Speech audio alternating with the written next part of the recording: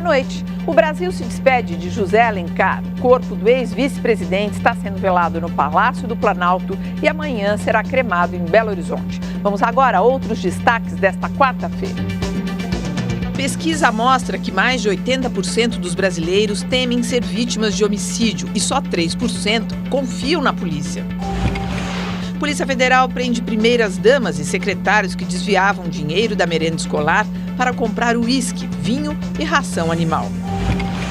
Tropas leais a Muammar Gaddafi recuperam cidades que estavam ocupadas pelos rebeldes da Líbia. Radiação da usina de Fukushima é detectada em pequena quantidade até em Nova York.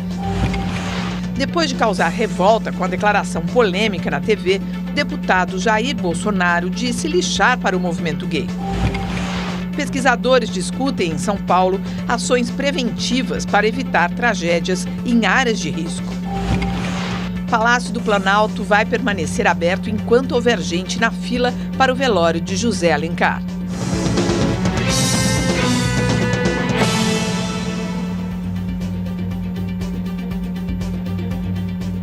Participam da edição de hoje o escritor e roteirista Paulo Lins e a professora de Direito Internacional da Universidade de São Paulo, Maristela Basso.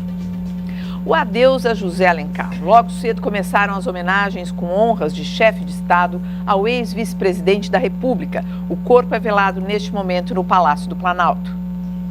Difícil passar pelo Hospital Sírio-Libanês na região central de São Paulo e ficar alheio à movimentação desde cedo. No início da manhã, o governador de São Paulo prestou solidariedade à família de José Alencar. Trazer o nosso sentimento, nosso carinho, nossa despedida a um grande brasileiro.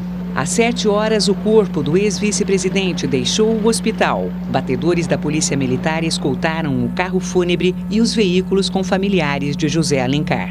Algumas ruas foram bloqueadas no caminho até o aeroporto de Congonhas, na região sul da cidade. O corpo foi levado a Brasília em um avião de carga da Força Aérea Brasileira. A família chegou primeiro à capital em um jatinho da FAB. Estavam a bordo a viúva, Marisa Gomes, filhos e netos de Alencar.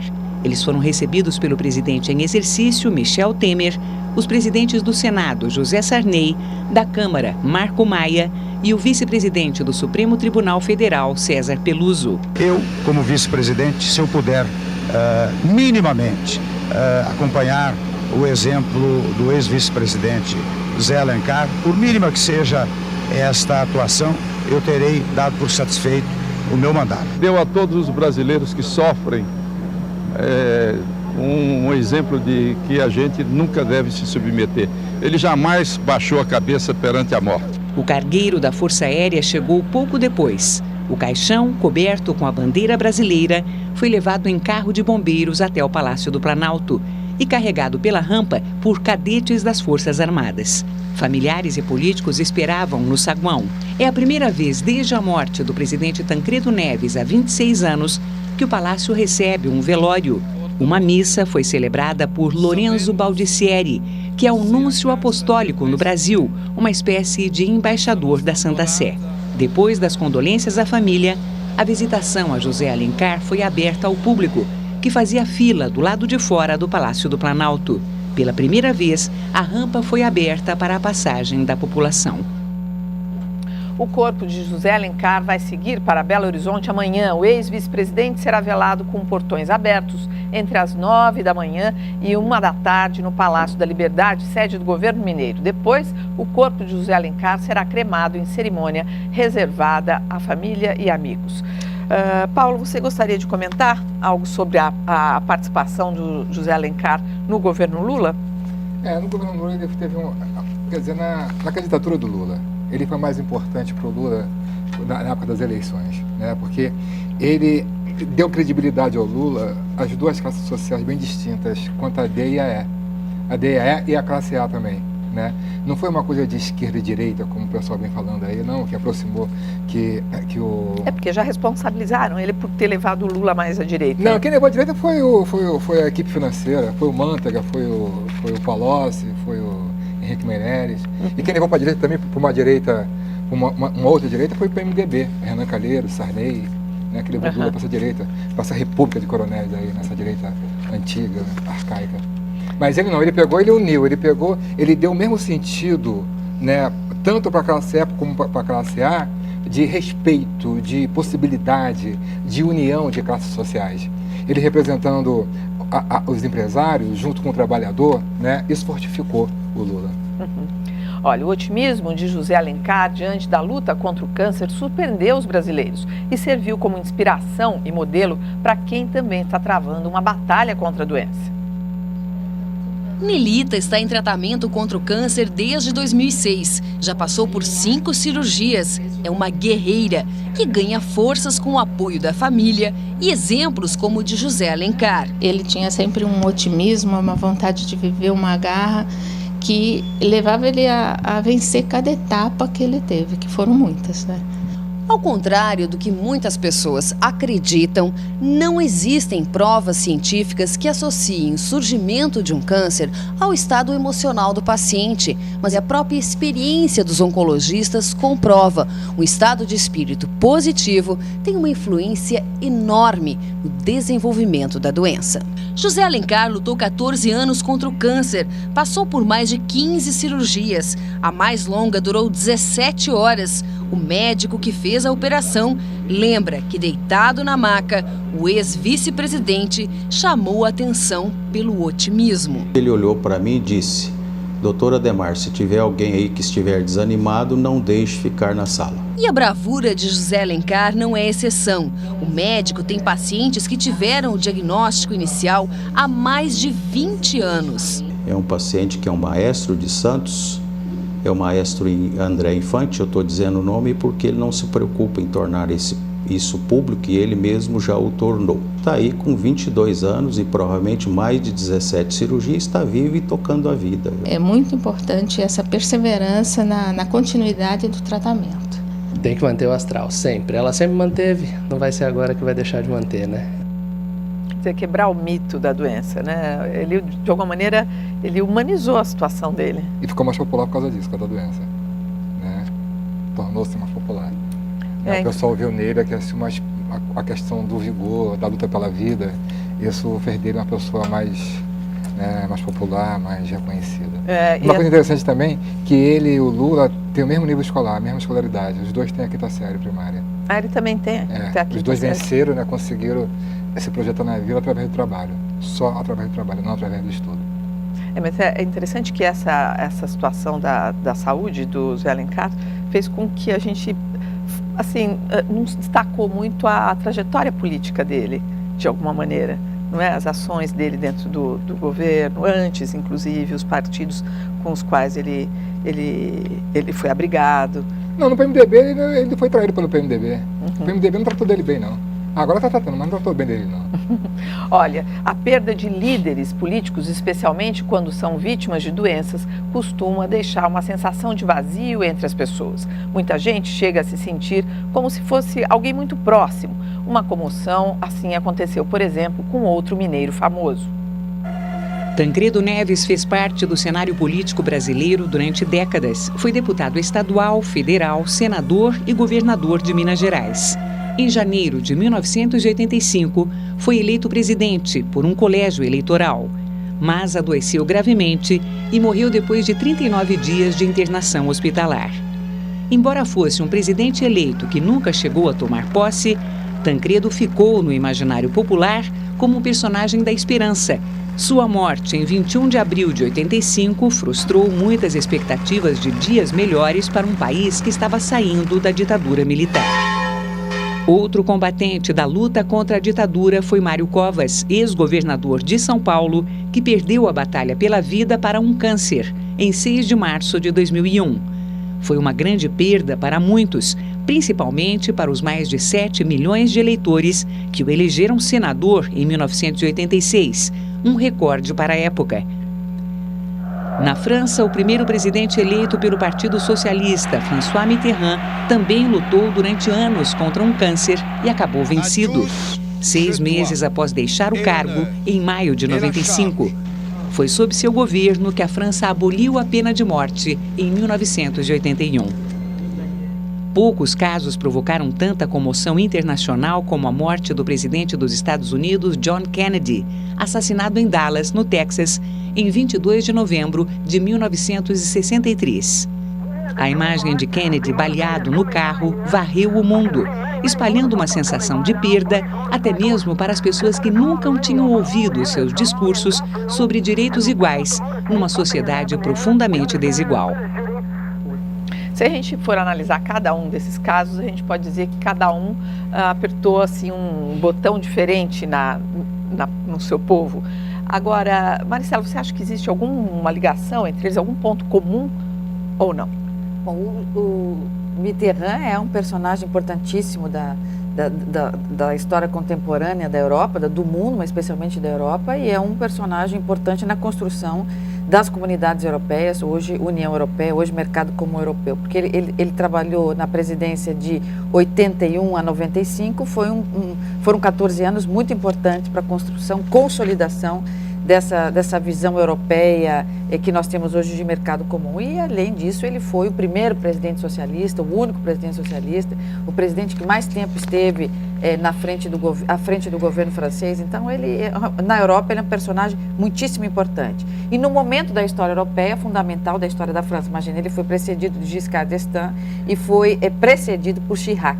Quer dizer, ele realmente participou de um momento muito importante europeu. Do outro lado do Atlântico, a gente teve a figura do John Kennedy, que por ter morrido tão rapidamente ficou mitificado, né? Como o Tancredo também.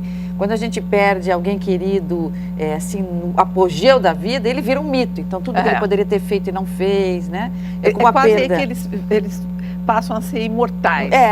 E ninguém nunca vai se comparar, porque ele fica no imaginário coletivo, ele fica na fantasia, e foi isso que aconteceu com Kennedy. Mas Kennedy, embora pouco tempo na presidência, ele foi um político importantíssimo, e ele teve um papel junto às minorias, talvez dos presidentes mais importantes dos Estados Unidos.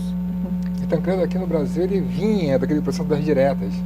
Ele foi um grande ativista das diretas, junto com o Brizola, com aquele pessoal todo. E quando ele morreu, havia aquela esperança de mudança no Brasil.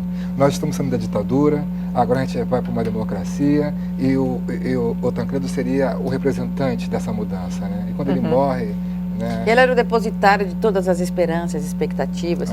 E como ele não conseguiu, então ele ficou no nosso imaginário. Se ele tivesse sido presidente, quanto melhor esse país seria, né? A gente não sabe. É como a perda de um afeto. Se você perde um amor, fica viúvo, aquele amor é insubstituível, porque ele ficou na fantasia, né? Aí veio o Sarney, né?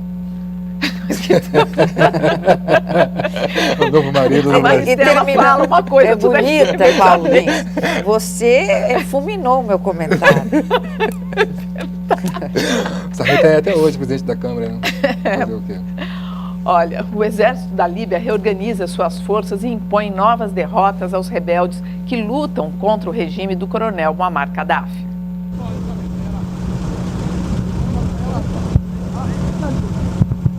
A bordo de carros particulares improvisados como veículos de combate, os rebeldes fogem em disparada diante do avanço das forças do governo.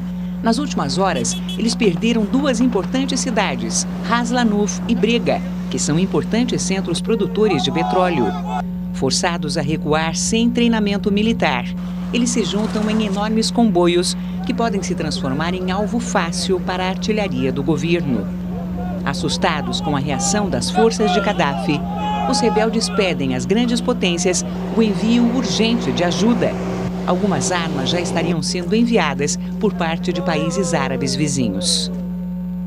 As potências aí que estão envolvidas, né, nessa força de coalizão e tudo mais, elas estariam ultrapassando o limite do que a resolução da ONU permite na hora de ajudar um povo que está sendo massacrado? É sem dúvida que a resolução da ONU, embora os países Estados Unidos, Inglaterra e que são os que estão mais ali organizados nessa força multilateral, estão à frente da força multilateral, eles dizem que a resolução da ONU é sujeita a interpretações, mas a resolução da ONU é muito clara.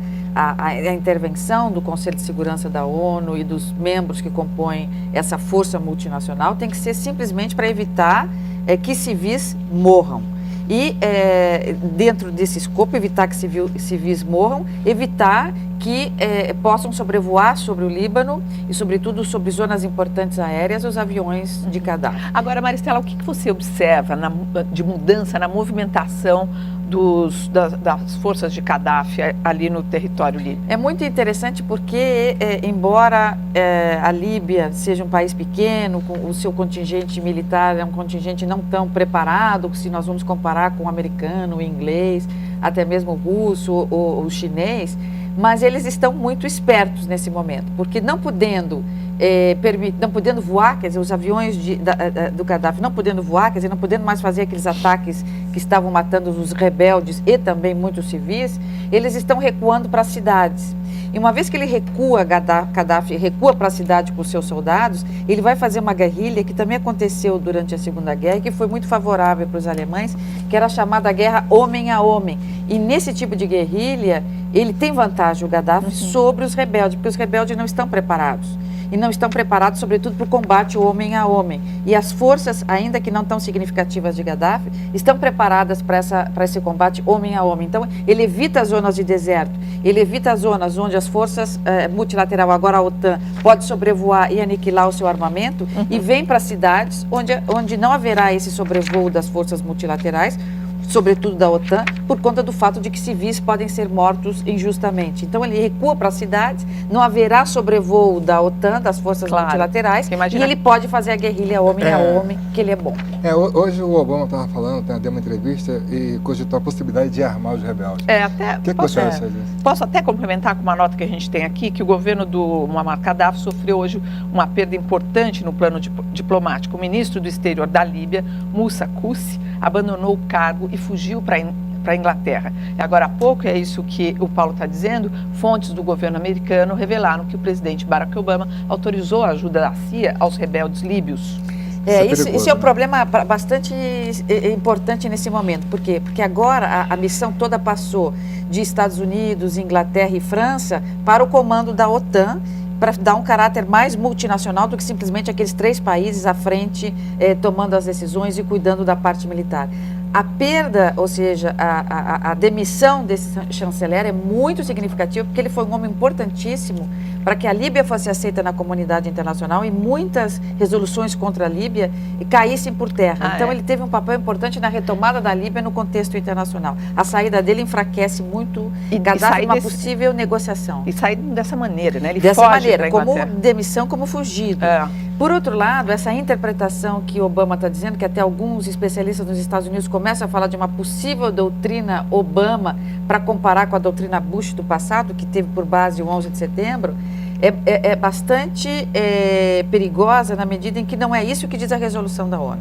E armar os rebeldes poderia significar estar excluindo-se em assuntos internos de um país para derrubar um presidente que lá se encontra, eleito pelos métodos daquele país de eleição. Quer dizer, então, a resolução fala para proteger o povo, não para ir lá e depor um Não, inclusive hoje o principal rebelde, o chefe, digamos, o porta-voz dos rebeldes, disse: a gente não quer armamentos, a gente quer apoio político da comunidade internacional, mais do que armamentos. E o presidente da Síria se diz vítima de uma conspiração internacional e não cede às pressões para suspender o estado de emergência em vigor há quase meio século. O presidente Bashar al-Assad prometeu derrotar o que chama de inimigos da Síria e identificou apenas um: Israel. Em 2 semanas, mais de 60 pessoas morreram nos protestos na Síria. Os opositores pedem reformas políticas e o fim do estado de emergência em vigor no país antes mesmo do nascimento do presidente. No Iêmen, o presidente Abdullah Saleh propôs transferir o poder a um governo interino, até que sejam realizadas eleições. Se confirmado, Abdullah Saleh será o 3º ditador a perder o poder na atual revolta no mundo árabe, depois do Egito e Tunísia. No Egito, as eleições presidenciais devem acontecer até o final do ano. Foi o que anunciou a junta militar que governa o país interinamente desde a queda do ditador Hosni Mubarak em fevereiro. A escolha do presidente será feita 2 meses após as eleições legislativas. Maristela, eu gostaria que você comentasse sobre a Síria. O povo tem se movimentado com firmeza sobre as modificações que quer? É diferente do que aconteceu no Egito e na Tunísia. ainda que Egito e Tunísia não sirvam de exemplo nem para o Iêmen nem para a Síria, porque são países que estavam melhor organizados e a população sabia o que queria. Ela queria derrubar o chefe de Estado e impor um novo governo mais democrático.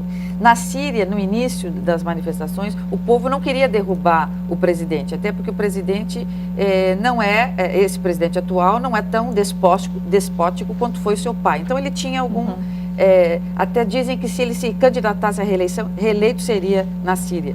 Mas eles queriam simplesmente o fim da corrupção, eles queriam emprego, melhorar as possibilidades dos jovens de acesso ao emprego e mais liberdade de expressão. E isso o presidente poderia ter dado. Mas ele prometeu e não deu. Então, no início, o que ele prometeu não deu, agora eles querem tirá-lo, sim. E uma pesquisa sobre segurança pública feita pelo IPEA, Instituto de Pesquisa Econômica Aplicada, revela os sentimentos dos brasileiros em relação à segurança. Os dados são preocupantes. A imensa maioria convive com uma sensação de medo e apenas 3 em cada 100 brasileiros confiam na polícia. A sensação de insegurança é grande entre os brasileiros. Na média nacional, 3 em cada 4 pessoas têm medo de morrer assassinada. Quando a gente sai de casa, a gente nunca tem certeza se volta ou não. Os nordestinos são os mais preocupados, com um índice que chega a quase 86%. Na região norte e sudeste, mais de 78% têm o mesmo receio. Na região centro-oeste, 75%. E menos de 70% dos moradores da região sul sentem-se inseguros. Mas a realidade dos números mostra que a região norte concentra o maior índice de homicídios do Brasil, mais de 29 por 100 mil habitantes. O Nordeste está um pouco abaixo. A região Centro-Oeste registra mais de 25 mortes em cada grupo de 100 mil pessoas. E a região Sudeste, quase 22 homicídios a cada 100 mil. O analista criminal Guaraci Mingardi acha que nem sempre a sensação de insegurança reflete a realidade da violência. No caso de São Paulo, o índice de homicídios caiu muito nos últimos anos, certo? Caiu para menos de 11% na capital. Mas a sensação de segurança das pessoas não aumentou na mesma medida que o índice de homicídios caiu. Porque as pessoas continuam vendo o que acontece em alguns homicídios. E eles sempre se veem no lugar da vítima. Em relação a gastos com segurança, o IPEA apurou que a região Nordeste investe menos de R$ 140 por habitante em segurança. Em seguida vem a região Sul, com quase R$ 173 por habitante. Depois a região Centro-Oeste, com R$ 225. Quem mais investe em segurança é a região Sudeste, com quase R$ 249 por habitante. A pesquisa também revelou que a polícia tem pouca credibilidade entre os brasileiros. Na região Sudeste, apenas 3% confiam plenamente nas polícias civil e militar. O melhor índice alcançado é no Nordeste, 5,8%. Não confio. Realmente a polícia está difícil de acreditar, entendeu? A gente sabe que tem muita corrupção, que eles ganham mal e acabam sendo corrompidos, né? O especialista afirma que as pessoas costumam não gostar da polícia porque ela é vista como um órgão repressor. A polícia é aquele órgão que diz não, que reprime quando você quer fazer alguma coisa que não deveria fazer segundo a legislação. A probabilidade das pessoas gostarem da polícia já não é muito grande. E ainda mais quando se soma a isso alguns casos conhecidos de corrupção, de violência. É muito triste isso, né? Porque, vamos supor que amanhã a polícia resolva mudar, a gente sabe que é muito difícil você mudar a imagem assim de uma hora para outra. Quanto tempo ficou... Uma polícia que mata mais no Brasil, que mata mais no mundo, né? Porque é o seguinte, você tem a violência dos bandidos e a violência da polícia, a violência policial, né? E a polícia brasileira é uma que mais mata no mundo há mais de 20, há mais de 10 anos. Isso vem de estatística, vem mostrando isso há muito tempo, não sei o que eu estou falando. Isso está provado. Não, e assim, essa imagem que qualquer órgão, qualquer empresa, ou sei lá, pessoas, você imprime, demora para você. Talvez isso até explique o que aquele especialista fala. Em São Paulo caiu o número de homicídios, mas as pessoas ainda continuam com sensação de insegurança. Agora, não sei o que vocês acham, mas essa pesquisa do IPEA não traz grande novidade. Onde tem menos investimento é onde tem mais homicídio e onde a sensação de insegurança é maior. Mas também você não vê no noticiário, no jornal, entendeu? Os crimes que acontecem no Norte, no Nordeste. E Só essa que acontece em Rio e São Paulo. Desculpa, essa afirmação também de que, como eles ganham pouco, eles são corruptos, isso também é horrível. muito superficial, né? Porque tem muita gente que ganha muito pouco e não é corrupta e nem comete crimes. Então, é porque ganha pouco é corrupto? Então, melhorando o salário... Não, até porque na polícia tem muita gente boa e correta. Não é a falta de dinheiro que vai fazer o sujeito virar bandido, não é isso?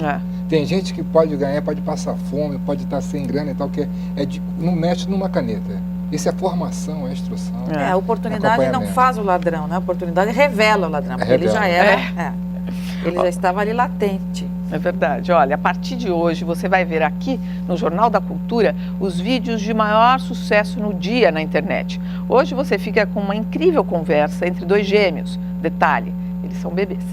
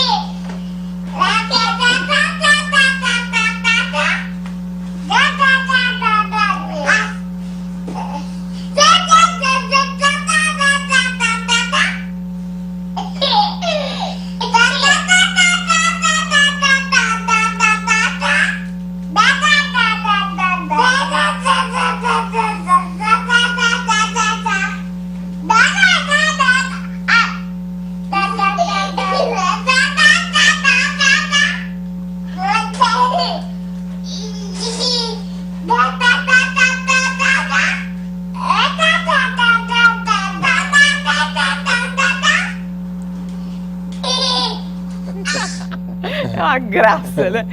Assim, a gente tem que diminuir o tempo aqui, mas essa conversa vai longe, vocês não têm ideia, é muito fofo, vontade de morder. A seguir, campanha na internet pede a cassação do deputado Jair Bolsonaro.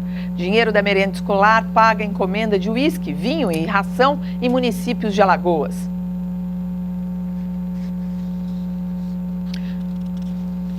Olha, agora a gente mostra, voltamos a Brasília, mostrando aí imagens do presidente Lula e Dona Marisa. O presidente Lula agora abraça a esposa, José Alencar. Ele acaba, acho que, de chegar de Portugal, isso, ele chegou de Portugal e foi direto para o velório, a seguir ali a presidente Dilma Rousseff, também trazendo aí as condolências à família de José Alencar.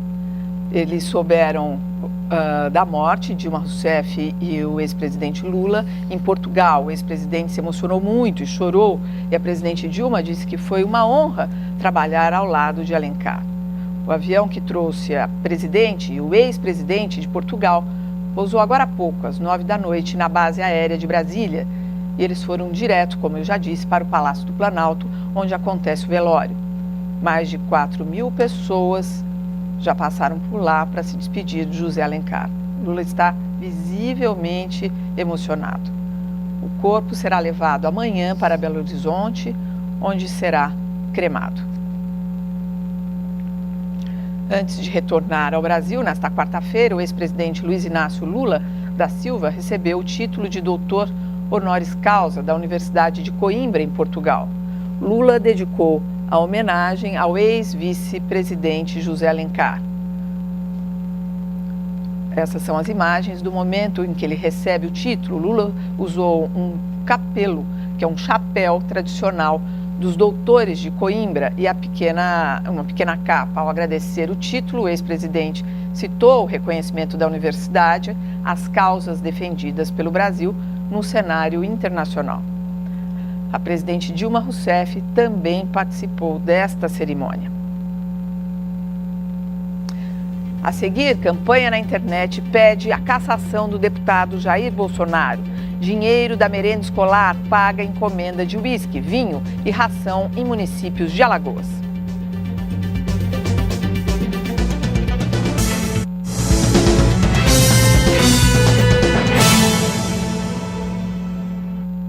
Hoje,